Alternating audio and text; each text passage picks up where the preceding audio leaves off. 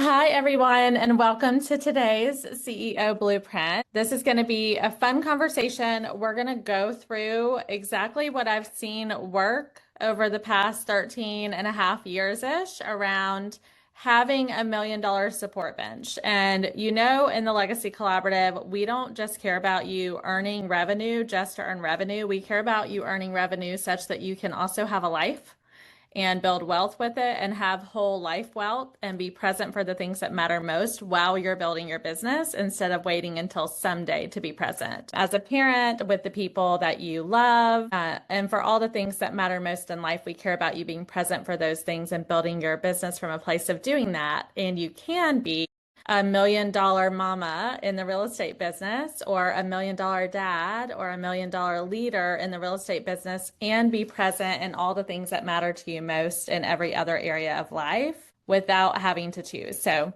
today we're going to talk about that. Nina, if you could add the link to the document for everyone to follow along with, that would be great in the comments.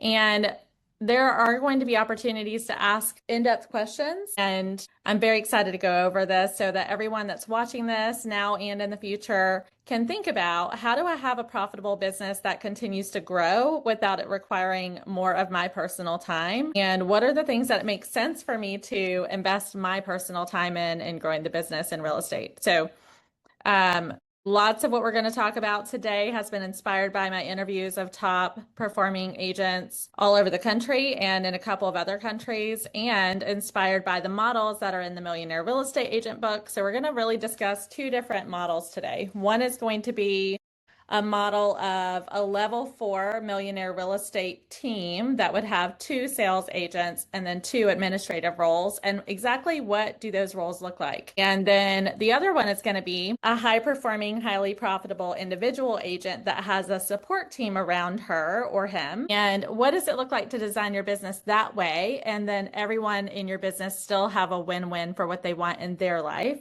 so that you're attracting top talent in alignment with your values and your vision. Let's see if okay, it's already in there. So if you just want to pull up the document, we're going to quickly go through these models and then answer any questions. There are 2 models that I have outlined here. One is the legacy team model, and that is going to talk about what each of the roles are if your plan is to build a small and mighty team where you are not the only agent that is able to sell real estate to sellers and or help buyers buy real estate. And you can actually achieve $1 million in gross revenue almost anywhere in the country with this model, depending on the price point, and do it with 4 people, 2 administrative roles and 2 sales roles. In that model, the rainmaker is the visionary, selling at the top, casting vision, holding culture, attracting talent. The director of operations is the integrator, who's responsible for taking the vision and running all the systems, creating them, improving them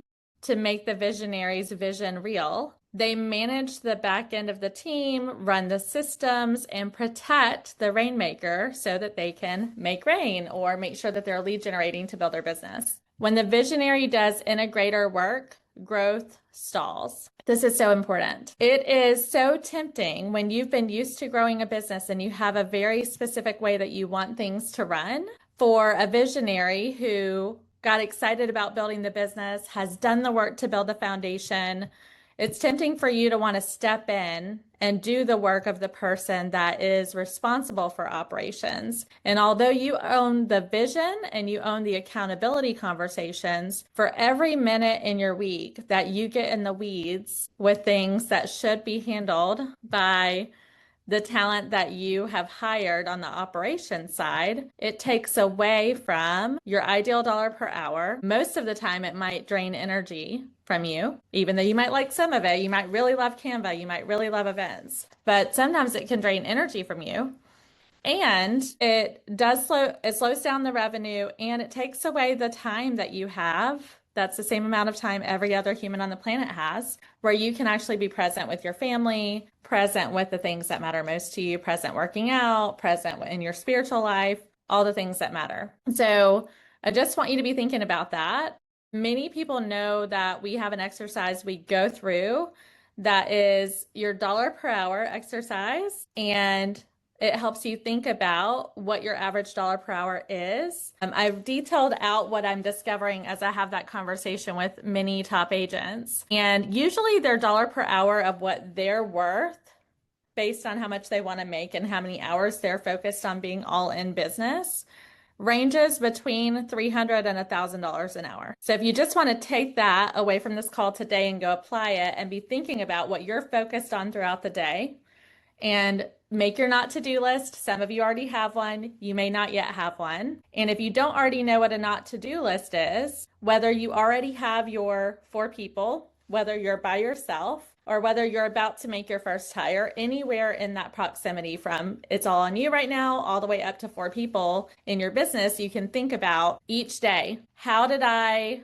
do operating in alignment with my dollar per hour, my expertise level, and how did I do and how long did I spend in things that I could probably pay someone else less to do? And when you're doing that daily review, that is going to help you consider the things that need to be delegated, systematized, or maybe that you even need to stop doing. The main description of this team leader rainmaker role, once you have the level 4 team, so that you can envision what it's like when you're already there, is you're selling listings, you're spending time with your VIPs, the events that you've created in your 36 touch system, you're doing lead generation. Now that is based on your personality. So that lead generation could be events, micro events, hanging out with your people. It could be making sure that you have your entire DTD2, do the database 2 system in place and that you're consistent with that every single week. You are the one going on appointments. You're the one casting the vision. You're bringing your business plan up throughout the year to make sure everyone is still focused on the same plan that you agreed on executing for the year.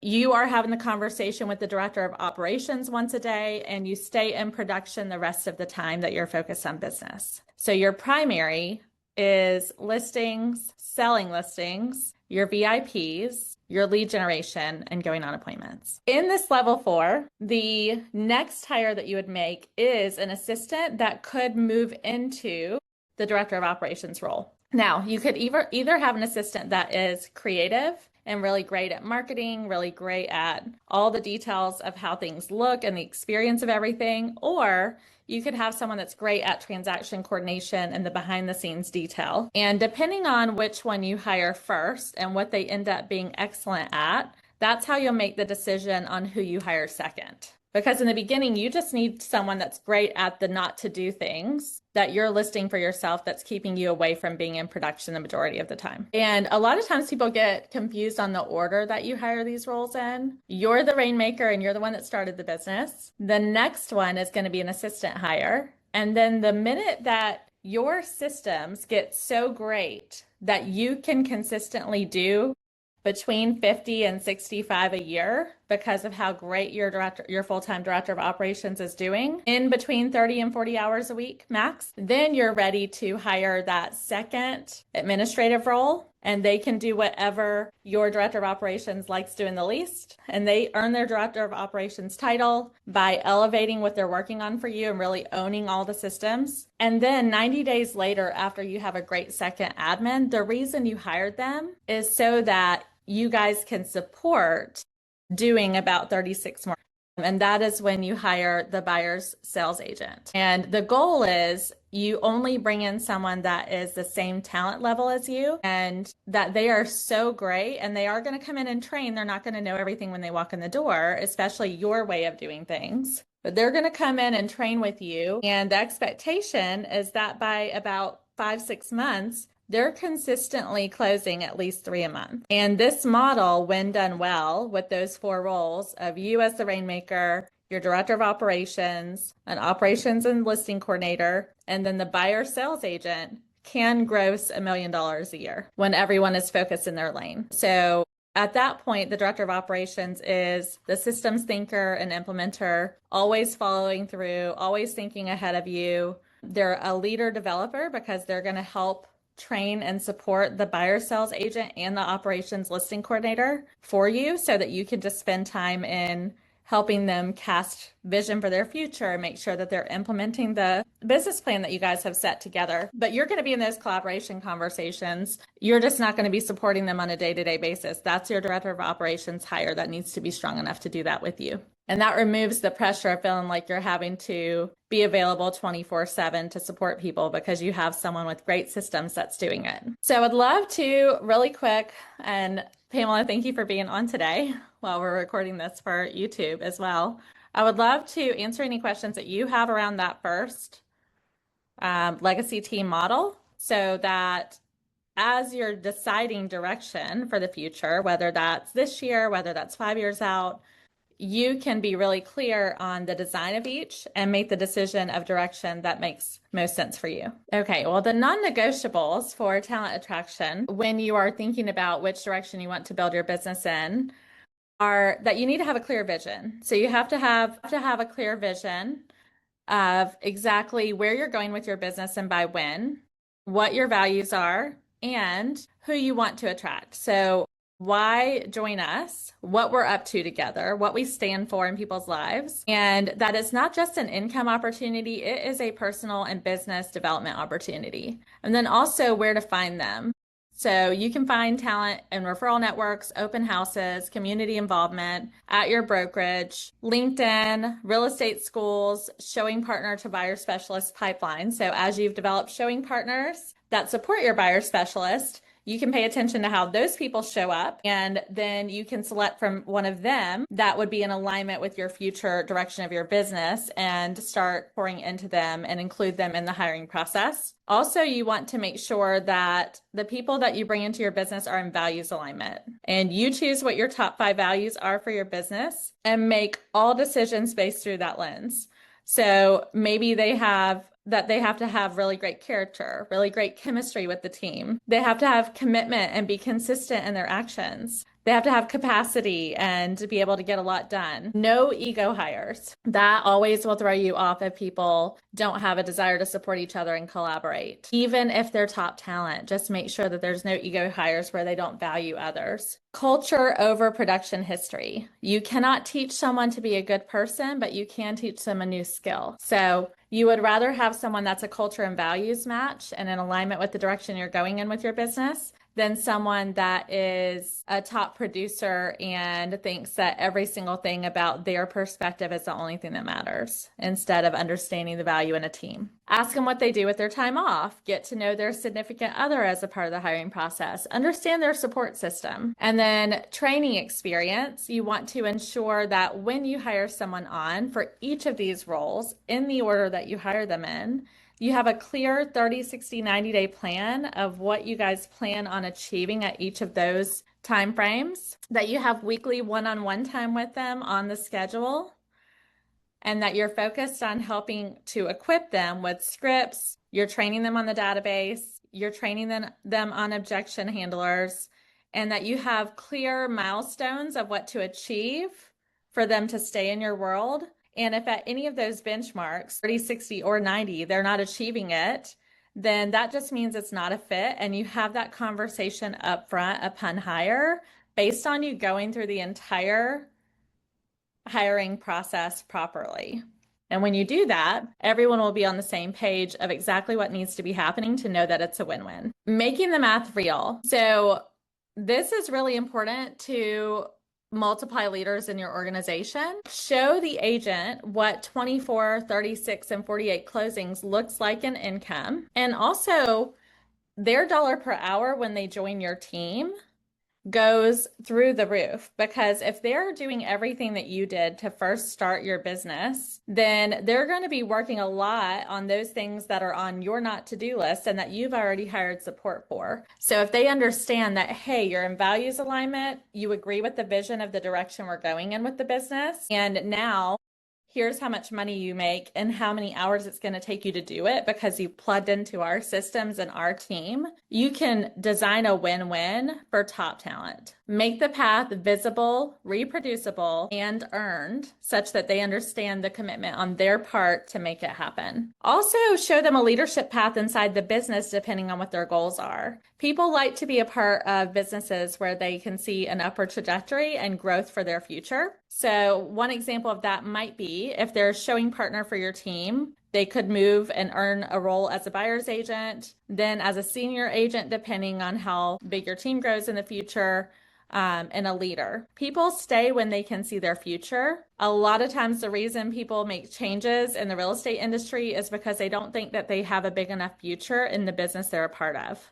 And it's your job, if that person's important to you, to build your vision as big as it possibly can be to fit the quality talent that you want to keep in your world, in your business. So every single year, whenever you're building out your next year, you just want to consider that based on the talent I have and the talent I care about attracting into my world, where does my business need to be next year for me to fit their future into it and build that out and think about opportunities for your people. The third one, whole life investment in the team. So this is not about just hiring someone. Understand if they have kids, understand their health goals, understand their financial and wealth building goals. Have monthly whole life check-ins with them that you as the leader host yourself so that you never become detached from what you're helping them with and the legacy that you're helping them build. The Rainmaker always models what's possible in business and life. So they're watching you in the hard moments and the easy moments, and you're modeling for them how to lean into what's possible and holding them accountable to doing the same thing. A lot of times what happens is a Rainmaker will finally hire someone to work for them, and they're just like ready to take a break because they waited too long to make a hire and get leverage. And they don't bring that person in and help them set up a calendar such that they're taking care of themselves as well. And then it's not sustainable. And then they have a lot of turnover in their hires. So be very intentional about that. The second model is the legacy cornerstone model. So this is not in any documented book so far. This is just from my research and from my coaching over the years of individual agents who have built really, really big profitable businesses without having a lot of sales agents in their business. So there's one primary agent surrounded by an excellent support system, strategic partners, and personal leverage. That's a big one, especially for mamas. Higher profit margin, built for presence, not production volume. And what happens is they end up having a really good number of units and being super intentional about the experience every client gets. And here's the design of this one. Remember, this is the second model option. So the cornerstone is the primary agent, which is you. Every dollar flows to you. No split, listings, VIPs, lead generation, appointments. Everything else exits your calendar permanently. Your dollar per hour is worth between $400 and $1,500 an hour, depending on what market you're in, and your client makeup. Your focus is listings, VIPs, lead generation, and appointments. Can I make a suggestion? Yes, you can. Can you share that on the screen? I can. Nina, did you share this? Yes, but since I want to be able to go over the recording, later. Let me look. I want to be able to see what you are referencing. 1 second. It's not in a PowerPoint format, but yes, I can do this. 1 second. Okay. Can you see it? Yes, I can. Okay, awesome. Thank you. So we're going to start back at the okay, so everyone has this document, and we'll share the link to it in the comment section as well on this recording in case anyone missed any of the details, and you can pull it up at the same time. What we've gone over so far is the $1 Million Support Bench. The legacy team model is what we just described with the Rainmaker, the sales agent, and the director of operations and operations listings coordinator role. Very important that your director of operations, your first hire, is an integrator and that they understand what an integrator is. That is a term that actually came from the book Rocket Fuel.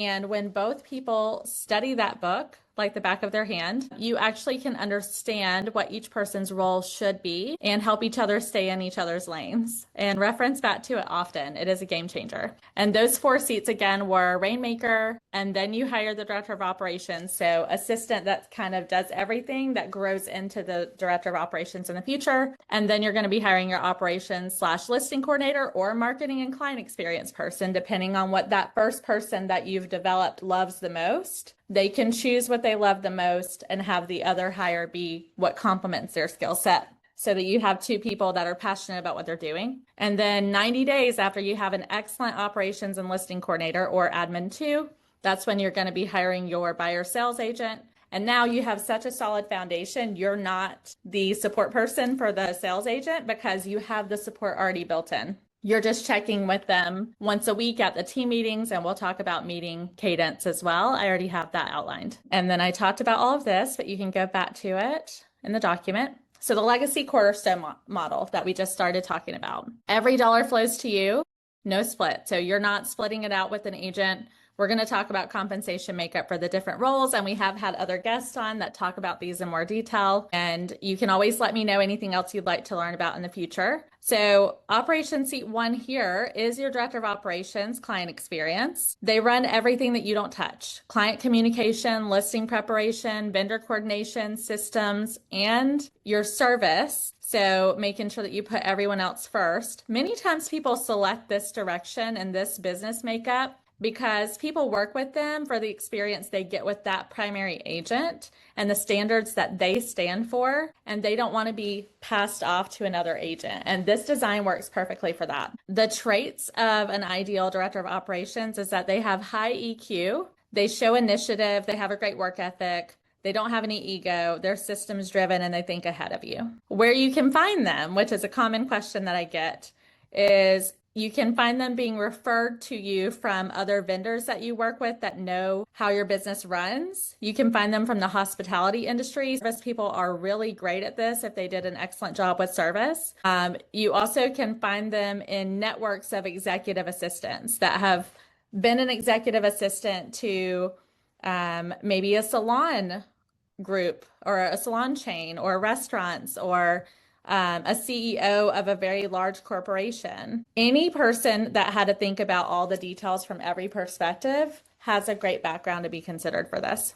And then your operations seat number 2 that you'll hire is they're going to own the 36 to 72 touch pipeline system, and they're just going to hand you your list of names to reach out to each day. You don't have to organize anything other than them leading it for you and following through on what they give you.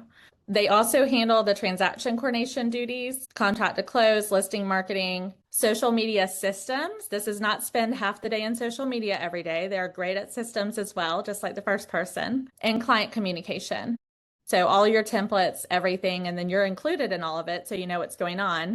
They just help own that for you. The pipeline and the paperwork basically is their job. Their KPIs are database touches, days to close, and your social media performance on each platform that you're focused on. The best place to find this role is real estate administrative background. They do need to be detail oriented and systems minded. You really do want this person to have some kind of real estate experience, or your training is going to take longer than 90 days. One of the things they're going to do is they're actually going to come follow you around in every single thing that you do for about 4 weeks, all day long, so that they can document all of the ways that you care about the touches working and look at what you already have set up and make it better. And then the showing partner role, which this is a great follow-up to the last CEO Blueprint. If you want to go back and watch that, that will give one example out of about 3 people that we've had on over the past year that have talked from different perspectives about this role. And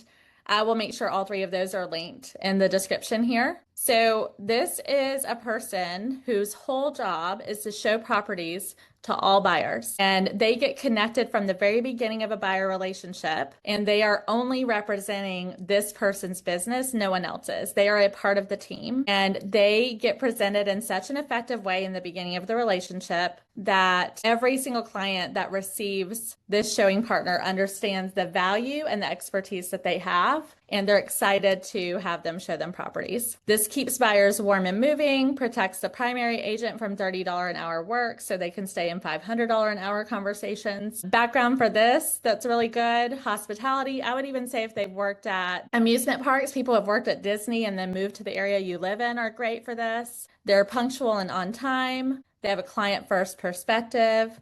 They have a very low ego. It doesn't mean they're not confident. They just don't put themselves before everyone else. And then their cost is either per showing or part-time. When you're running $1 million business, depending on how many closings that is for you, they really have an opportunity to be almost full-time. So it's usually between 20 and 30 hours a week, depending on how many people they're working with and how great your buyer consults are in the beginning. Does anyone have any questions or thoughts around this piece of it?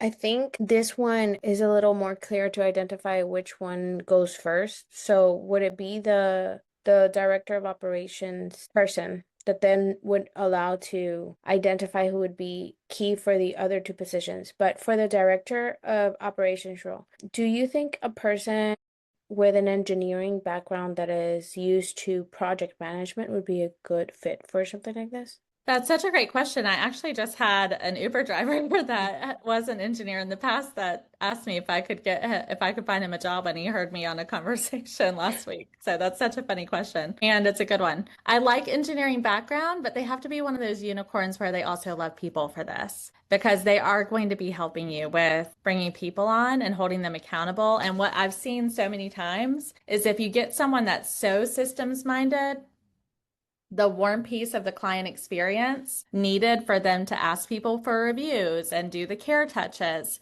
and all of those pieces that fall into place where it doesn't all have to be you, or inviting people to events or whatever you need help with along the process. They don't always have the soft skills to have the emotional intelligence to connect with people, but if they have an engineering skill set and they're personable, yes. But them being personable, they don't have to be Rainmaker version of personable where they're going to get up and lead a room or create networks. They just need to be someone that is great at human connection as well as details. So I'm thinking, because this person is not that they, of course they communicate with the client, but they're not building the relationship. I haven't like the primary agent hasn't let go of that yet. Like Okay.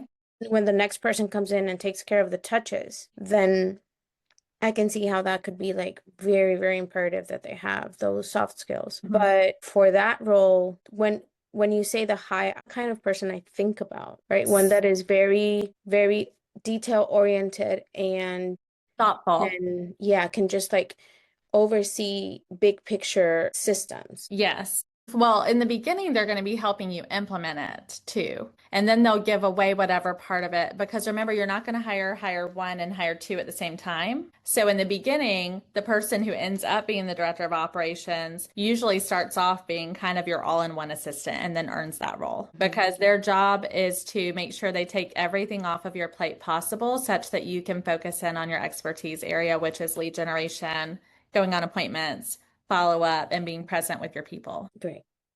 So thank you for that question. These are the descriptions once you have both in place. In the beginning, they're really your like all in one, I'm going to do whatever it takes to make it happen for us to get to the point that I can have help person.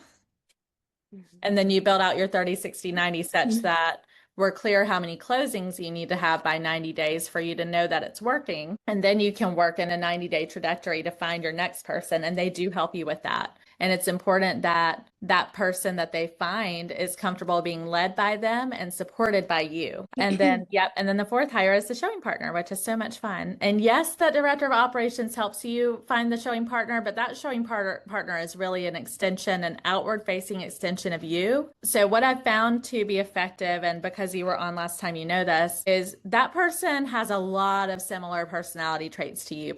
Usually they're able to take care of someone the same way that you would if you were there. So you're looking for kind of like a mini you, but that wants more flexibility in their life where they can work like 25 to 30 hours a week max, but be present at a time that maybe you can't if you're going to be present with your family. So maybe they're just at a different part of their life journey. All right, strategic partnership bench. So when we're talking about $1 million support bench, we are talking about everybody needed in your business. And so I want to talk about these roles because these are true whether you're individual agent, huge team, where you need to be every year thinking about, do I have the people in each of these four corners that I need for the future version of my business self? So brokerage. A lot of people ask many times whenever I'm coaching them, should I change brokerages? Or they start thinking they need to change brokerages. And the truth of the matter is you take you with you. And what I mean by that is whatever the habits are that you have, or however you are or are not showing up to class, or however you are putting forth effort to learn the technology, or whatever the things are that you are doing well. And if you have any gaps in areas that you personally need to improve on, whatever that looks like, if you move to a different brokerage, you're going to have the same successes and struggles unless you're in a place where people care about helping you grow in that. And many times in different brokerages,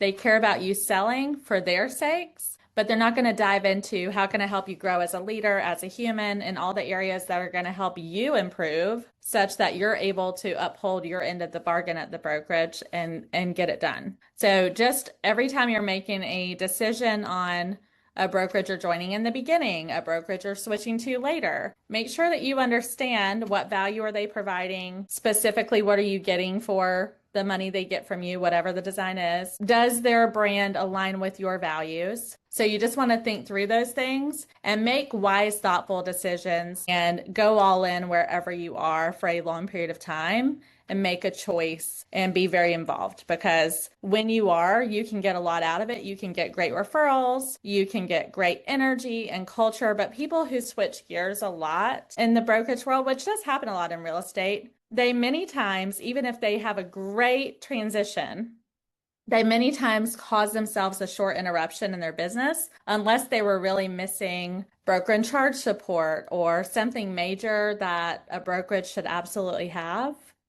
That was causing them to slow their business down. Just be super intentional every year about making sure you're with the best brokerage for you. From a partnership perspective around a coach, I have lots of people that I have coached over the years that also have other coaches or are part of other programs. Usually if someone is growth minded, then they're okay with investing them in themselves. Usually people go from, it makes sense for me to grow, or I don't know if it makes sense for me to spend any dollar on my growth ever.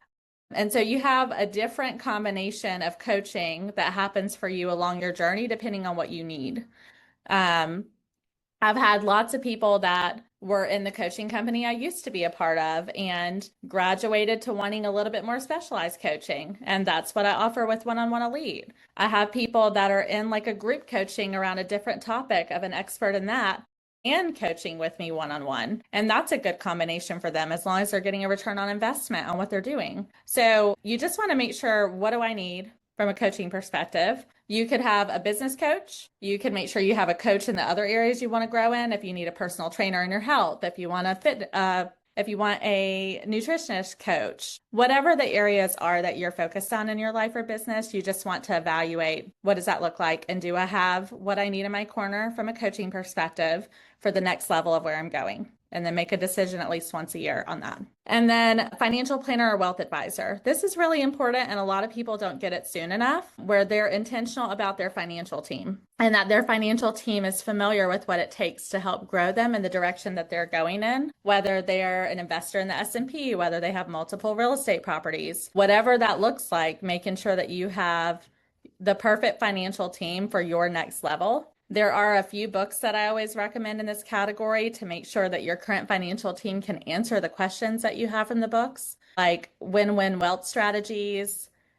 There's just so many books around money that you can go study, and you just want to make sure that the people that are in your corner from a wealth advisor, financial planner, CPA standpoint, they're knowledgeable enough to get you to where you want to go, not necessarily just keep you where you were in your past. So you want to be thinking about that every year. I would also add insurance companies inside of that as well, because as you grow your real estate business, you're going to have different types of life insurance. You could have different types of disability insurance and things that you never thought you would need, but because you're making a lot more money now, you want to consider it. And you want someone that's going to give you honest advice around that. And then the fourth one is your VIP referral partners. So this can be both your clients who are your raving fans. And if you haven't read Raving Fans, I fully recommend that book. It's so good. Or it could be your strategic partners. So these are your vendors that support your clients. And these are the people that get to go to work because you go to work, and the people that you provide jobs for every day when you have a real estate business. So this includes your lenders, attorneys, CPAs that support your clients, any advisors, designers, contractors, and you want to make sure that you are intentional about curating trusted relationships each year and that they are mutually beneficial. Each VIP is a referral engine, and it's where you actually provide them business and they help you have business, and you can set it up that way. And minimally, you want to touch base with them monthly, depending on how often they're a part of your business. Any questions about that? Okay, great.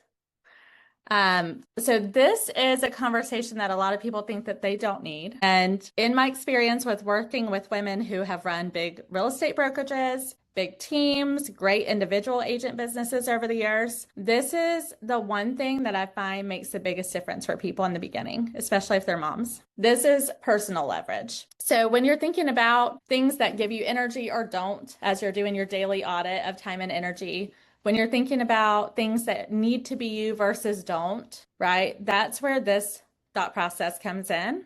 And I was a single mom for a very long time and did not think it made any sense for me to get other people to do all the things I was supposed to be doing at home after I got finished with a long day of work. And someone finally said it to me in a way that I got it. And they said, do your kids care that you're the ones folding their laundry? And I was like, they probably want me to sit down and read a book with them when I get home from work instead of me being the one that folds laundry. Now, some people have responded to funny posts that I posted about laundry and said they love it. So if that's you, I didn't choose that one as a personal offense to you. I just want you to know that. And there are things that if they give you energy and you love them, like preparing the meals for your family, or that you love cleaning because it gets stress out, or whatever your things are, keep the things that give you energy and be okay with getting rid of the things that don't. Because the most important thing for you to be in life is present with the people that you care about the most, your family, your friends, your clients, the people that you care about making a difference for.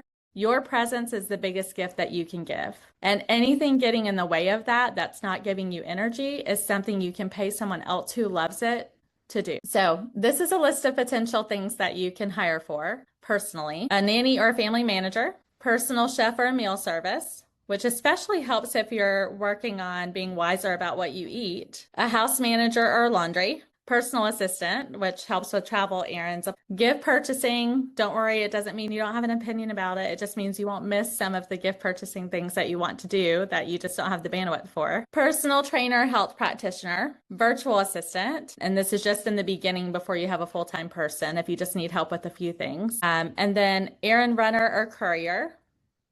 This is really good in the beginning before you have your first assistant, where they can take lock boxes, they can go get your dry cleaning, they can put a sign out. There's so many things that are probably stealing time from you during the week that you could be sitting down talking to people. You could be making calls, you could be direct messaging people and building relationships that would actually give you business. Lawn or home maintenance service. I know a lot of people that really love to do their own grass, and if that's you, do that. And this is a really good thing. I think a lot of people are okay with having lawn service from my experience and having these conversations with people. Dollar per hour decision framework. If you know, and this is on average for people that I talk to that are closing, 10 million, 20 million, 30 million in volume.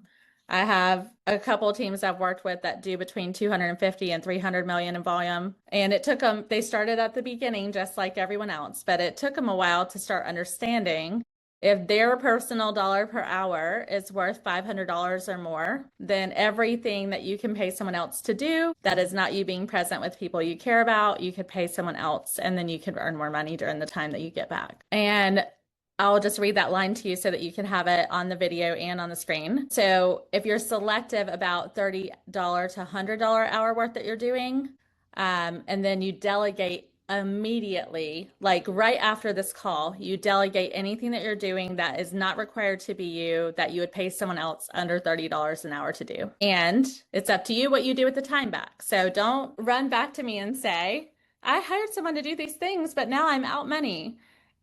This only works if you choose to be more present with the people you love with the time you get back personally.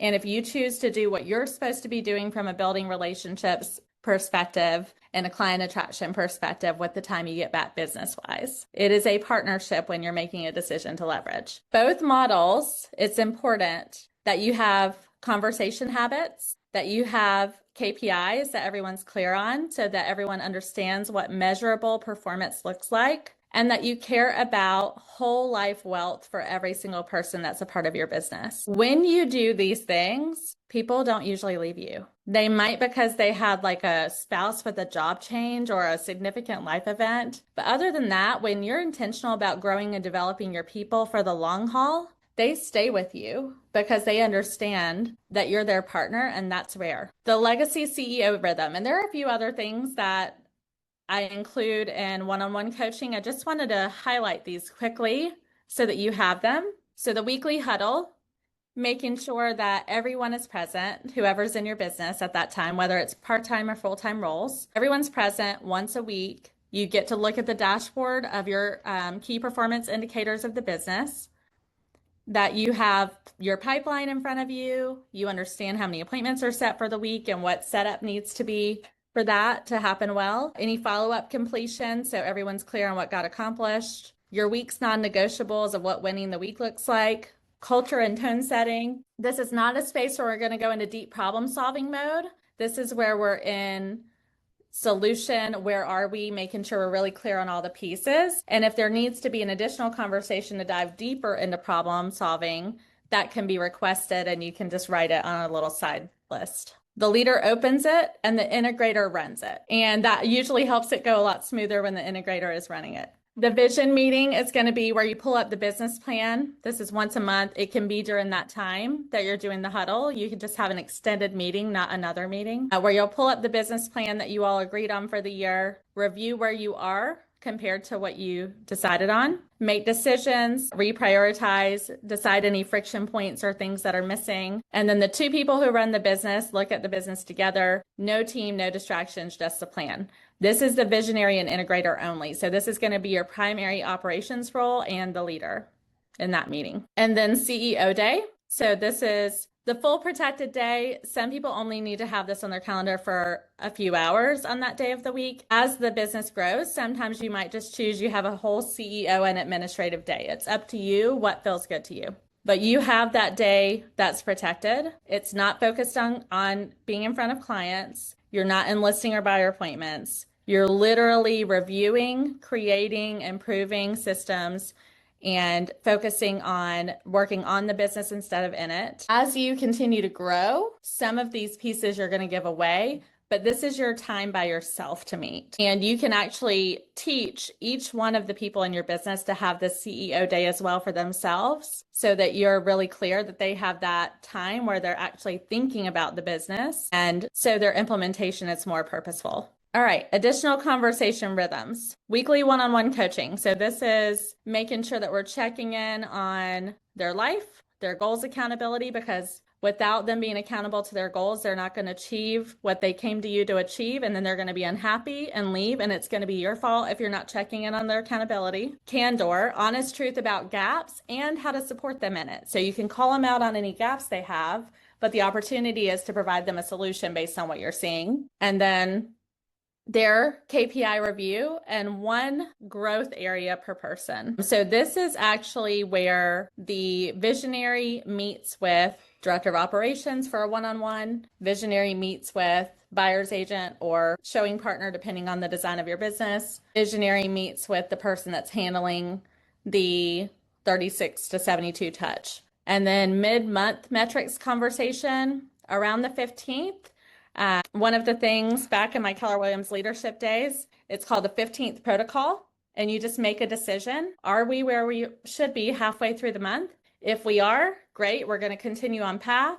If we're not, let's have a predetermined set of actions that we're going to do that are above and beyond what we would normally do to make sure that we get on track so we don't go to the end of the month being off track. And everyone participates. If we're off track mid-month, everyone participates in whatever that accelerated plan is. It still happens during the business day. So if you decide to have a call night, have everyone come in a little bit later the next morning, right? We still want to keep the balance, but we can accelerate the activities. And then monthly whole life check-in.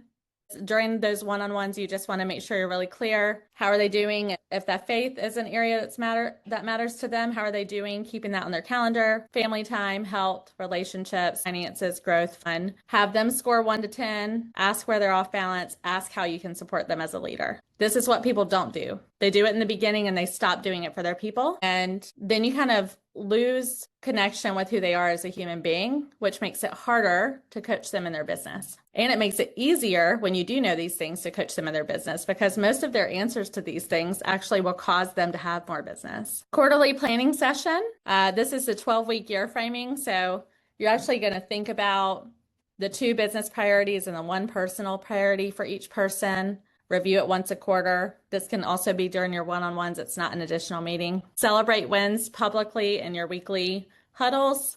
correct privately any area that you, in the one-on-ones, any area that you want them to improve in. Your KPI dashboard, you're going to also obviously measure your GCI because we're talking about making $1 million here. Closings per agent a year, minimum is 36 whenever you're adding additional agents on. Revenue to expense ratio, I like 4-to-1 better than 3-to-1, of making sure that for any dollar you spend, you're getting a 4-to-1 return on investment. Repeat and referral rate, making sure that you're getting at least 80% of repeat clients, that they're not going to work with someone else. And if they are, figuring out where your gap is of relationship post-close, because post-close systems is where a lot of people lose business. And then your active VIP relationships, making sure everybody has their 5 to 10 primary top VIP raving fans and how you're doing on it. And then profit reinvested in wealth, minimally 10%.